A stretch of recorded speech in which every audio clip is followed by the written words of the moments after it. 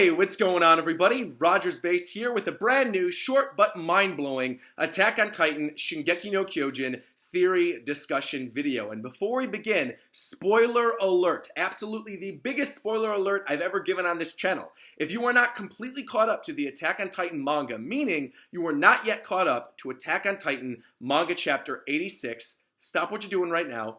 Go read Attack on Titan 86, then come back and watch this video and see what I have to say, because I do not want to be the one who spoils all of Attack on Titan 86's massive revelations for you, because there are a lot of them, and I could make tons of theory discussion videos based on the information that was given to us in 86. However, I am choosing to talk about something that has the Attack on Titan fandom in a frenzy right now. I am not the only person to come up with this theory. There are tons of other people who brought this up. In fact, I brought this up in my reaction video, and almost everybody in the comment section of my reaction video said, "Oh my god, I saw the same thing. Amazing theory. I totally agree with that."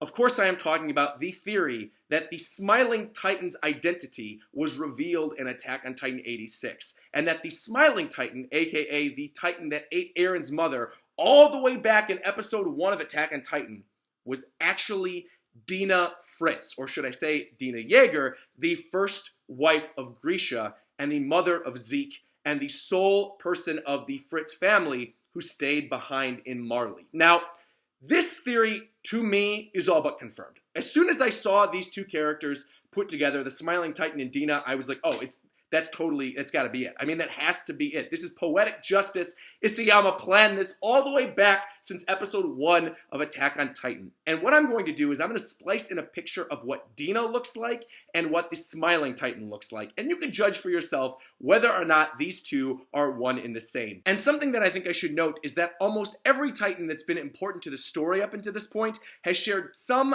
type of physical similarity to their human host. For example, Reiner and the Armored Titan both have blonde hair. Bertolt and the Colossal Titan share the same jawline. Annie straight up looks like the female Titan, and Eren, Ymir, and Zeke all have physical similarities to their respective Titan forms. But the Smiling Titan, for all we know, was not a shifter and was actually a mindless Titan. And this is important to talk about because of the final paragraph in Attack on Titan 86. So on that final page, when the 7-year-old Zeke sells out his mother and father to the Marley government, the text states this: "The Eldian revivalists were all sent to Utopia," meaning the island of paradise, meaning where the whole story of Attack on Titan up to this point has taken place, "doomed to become the man-eating titans that wanted the island of paradise for eternity, and the beginning of the unthinkable tragedy where Eldians eat their own kind." Now, this is talking about mindless titans. This is not talking about shifters. They didn't turn everybody who they sent to paradise into shifters. It's that those people were doomed to become mindless titans, not knowing that they're actually eating people that they love. Now, we know that Grisha somehow survives all of this because he eventually meets Eren's mother and eventually has Eren and adopts Mikasa, and we've seen a lot of his backstory already in previous chapters, but we don't know the fate of Dina, and the first time that we've seen Dina is in that photograph that was in the basement inside of the book that Grisha left for Eren. And you could say, okay, well then maybe Dina turned into a Titan. Yeah, maybe, if that was all there was to this chapter. But there was another crucial page that hinted that all the Eldian restorationists, except Grisha, turned into mindless titans. And I'm actually going to splice in that page right now, as well as the photo that was posted on Twitter by one of the Japanese fans of Attack on Titan that lined up the faces of the Eldian restorationists with other mindless titans that we've seen in the series so far. And as soon as I saw that, I was like, there is no doubt in my mind now that Dina and all the others turned into mindless titans and were there that fateful day when Eren's mother was devoured. And how crazy would it be if by some divine prank, of all the people that Dina could have eaten on Paradise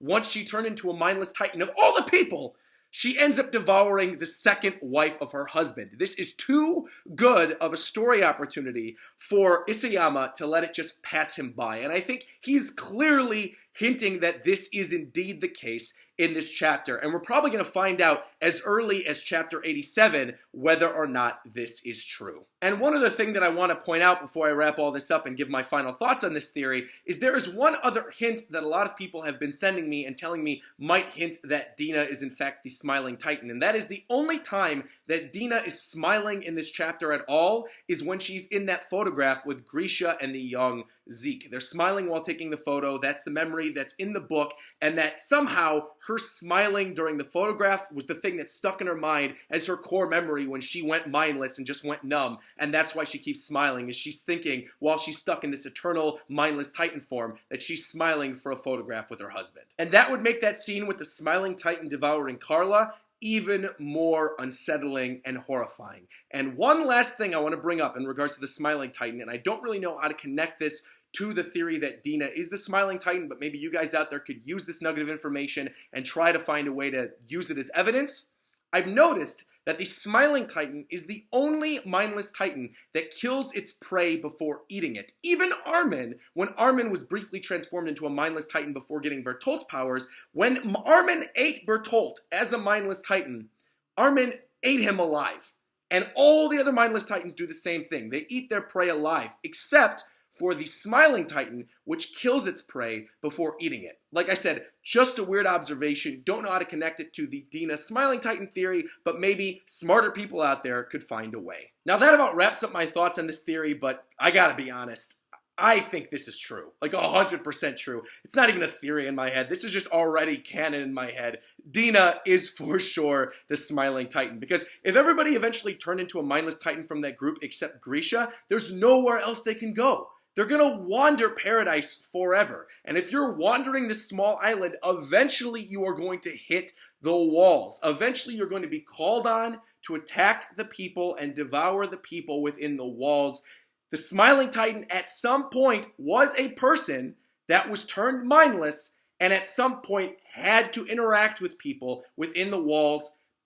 Why couldn't the smiling Titan be Dina? It's got to be Dina. Am I crazy? Let me know in the comments below. But I have a feeling that the majority of you are going to agree with me because this was like the top trending topic on Attack on Titan Reddit for a while. So if you agree with me, let me know in the comments below. Leave a like on this video, favorite this video, share this video with everybody you know, because the truth needs to get out there that Dina Fritz, the first wife of Grisha Yeager, is in fact the smiling Titan that ate Carla Yeager. And let me know if you want me to do more Attack on Titan theory videos, and I will look into doing them. I'm actually going to be flying back to Chicago tomorrow night, so I'm not going to have time to do more this week, but when I get back next week from the wedding, I will probably do more Attack on Titan theory videos, because there is so much stuff to talk about in 86 and to sort of break down that I feel like this could be a whole series. So again, like, comment, subscribe. Definitely subscribe if you're not already. And until next time, I will talk to you guys later. Bye-bye!